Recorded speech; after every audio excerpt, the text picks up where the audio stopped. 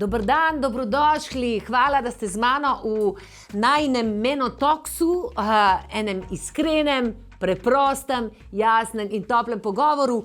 O čem? O menopavzi. Mojem najljubšem obdobju. In tebe pa ne bom vprašala, ne vem, a te sploh smem vprašati, z dermatologinjo, z zdravnico Aleksandro Dugonik. Pozdravljena. Jaz sem že začela spraševati, če preden sem te predstavila. Kar preprosto, tudi pri meni je menopavza. Tudi, ok, dve tukaj. Uživaš ali trpiš? Zelo lepo mi je. Resnično. Je, ne? Ja. Mislim, bilo bi škoda, ne, bilo bi škoda, da en lep del svojega življenja zatajimo, da imamo do njega slab odnos. To je pravzaprav skoraj 1/3 življenja, ni tako? Ali Tako? Ja. Upam, da. Upam, da. Ti si dermatologinja in jaz se ponavadi pogovarjam z ginekologi, pač zdravniki za hormone in tako naprej. A pridejo ženske k tebi, rečejo, jaz sem v menopavzi, imam težave, pomagajte mi. Iskreno povedano, tudi jaz povežem menopavzo najprej z ginekologom. A ne? Ja.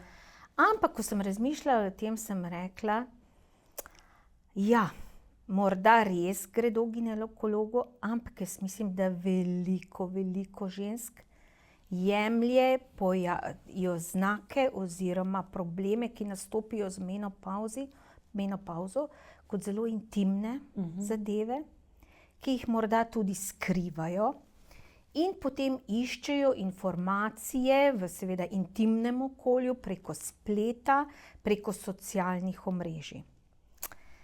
Žal pademo ali pa padejo slej ko prej tudi v pasti, saj ta izvrstno pripravljen marketing teh čudežnih kremic, napojev, vitaminov, tablet ponuja hitre rešitve, enormne učinke in seveda slej ko prej te zamami in seveda neko od teh stvari kupiš. Ta marketing je tako sofisticiran, da so noter vključeni ljudje z nekimi nazivi. Največkrat gre za neke povsem izmišljene osebe. Za igralce, ki igrajo zdravnike, vas, ne? In seveda to zame predstavlja v tem našem, bom rekla, obdobju, modernem obdobju, se mi zdi največjo past.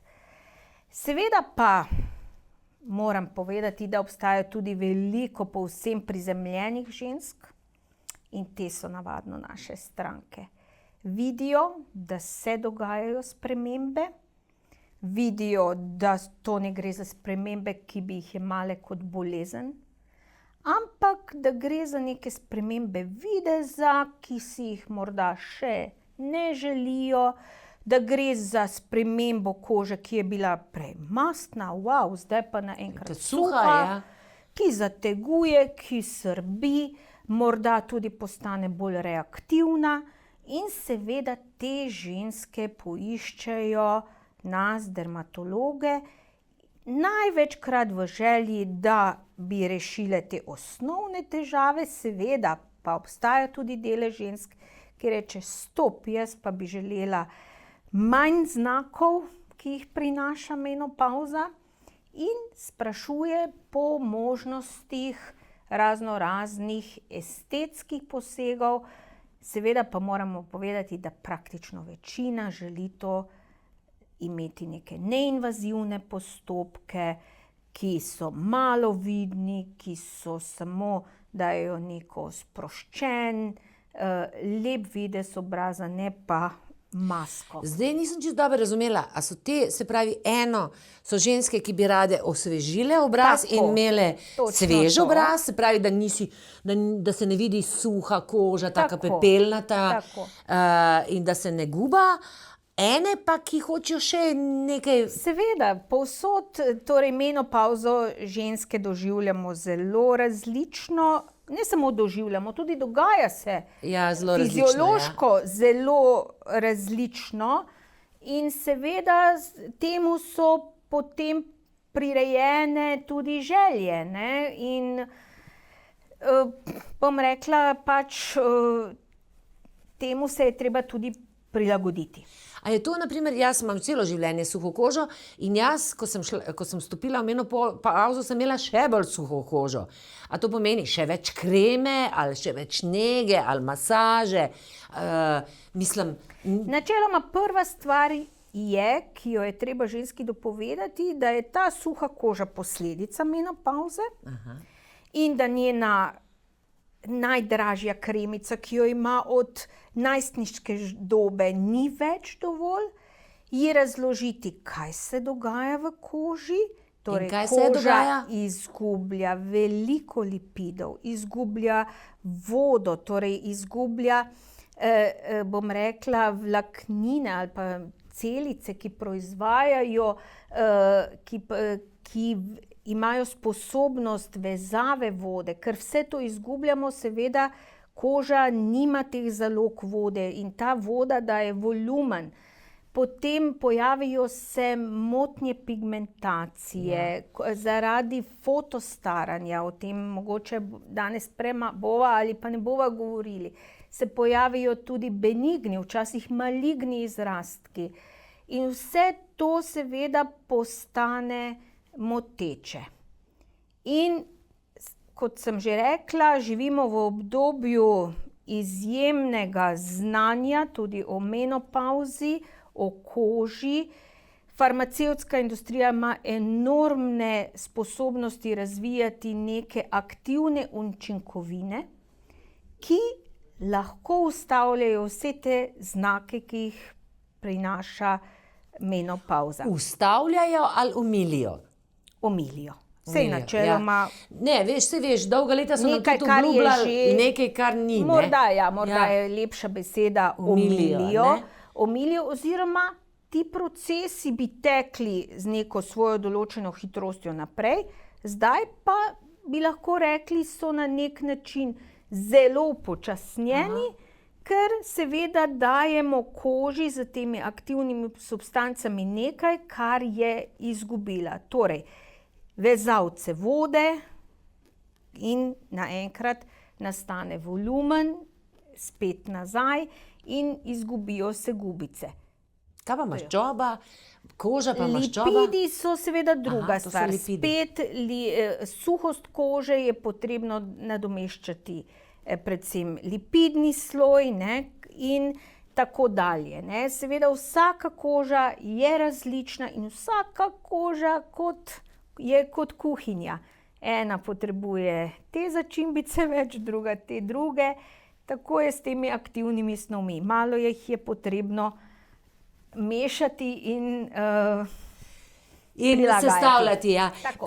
Zanima me tudi, če nekaj, ali je možno se na to obdobje pripraviti. Jaz, na primer, nisem bila pripravljena, jaz se spomnim, ki mi je ginekolog rekel, zanimivo, en jajčnik se je posušil, in sem mislila, konc je, zdaj se bom posušila. A se je možno, pa mi je žal, zaradi tega, ker bi si zelo želela, da se mlade ženske zaveselijo tega obdobja, ker na koncu se je izkazalo, da je to moje najlepše obdobje, ker se jaz lahko posvečam sebi in živim to, kar sem si ves čas želela.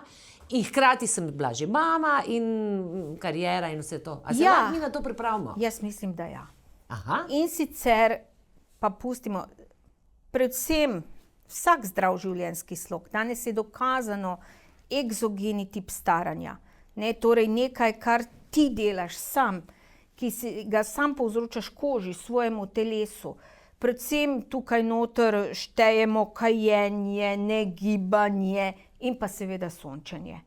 Ne, torej to je tisto, na kar se lahko pripravljaš oziroma pravočasno odstraniš. Ne? Ker kratkotrajno sončenje, dolgotrajno uničenje kože. Naprimer, ne? In potem seveda, druga stvar je neka osebnostna rast, da ti dobivaš prave informacije, kaj je menopavza.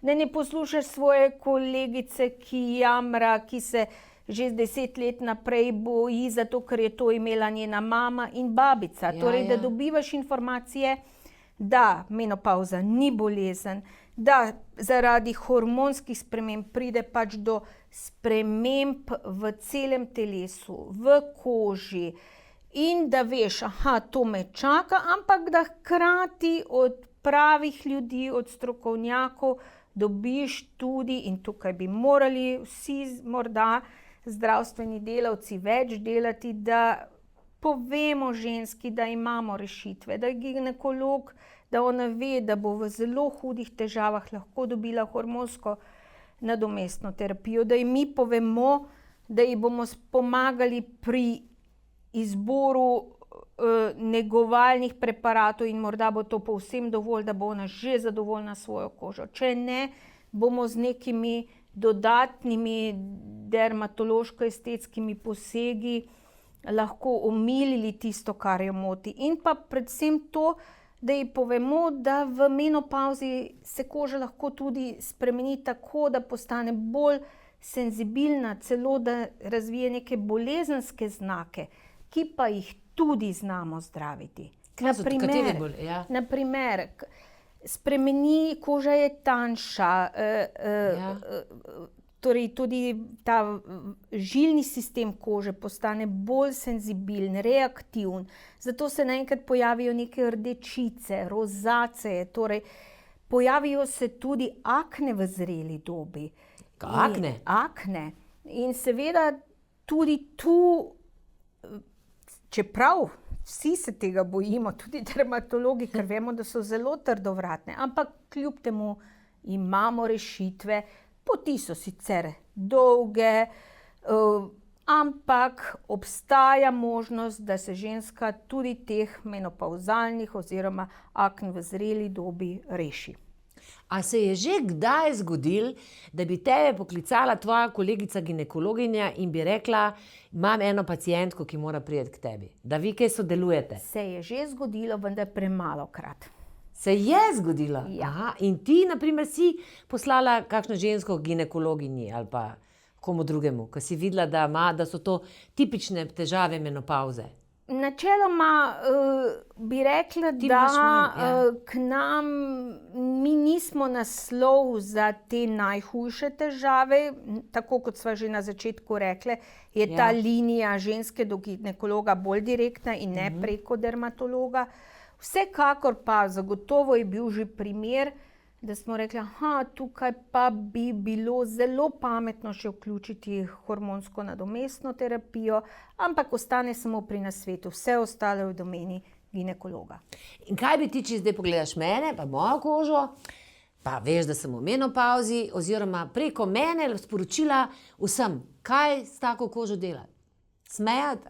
Se smejati? Točno to, načeloma zelo dobra prva iztočnica je to, da se vse da se prvič pomiri stres, da povemo, da smo tukaj, da imamo rešitve in da samo dobra komunikacija, predvsem je včasih tudi morda naporna, ker ženska oziroma hvala Bogu so redke, želijo preveč, ne more se vrniti neko najstniško obdobje z voluminiziranimi ustnicami, saj na teh letih izgledajo zelo smešno. Ampak da se ji pove, kaj so normalni proporciji in potem seveda s enim skupnim dogovorom, z počasnim delom, tudi to je treba povedati, da je treba stvari nalagati, najprej urediti nego kože, potem dodati še kakšen estetski postopek in potem ni lepšega kot videti, ko ženska zažari, ko se ji vrne tista samozavest, samopodoba, naenkrat se spremeni oblačenje, frizurca in vse izgleda bolj sproščeno. Ja, imeti se moramo rade in spoštovati moramo samo sebe in drugo, spoštovati življenje v vseh barvah in vseh niansah. In potem bo življenje lepše, boljše in bolj sladko. Se vidimo na naslednjem Menotoksu.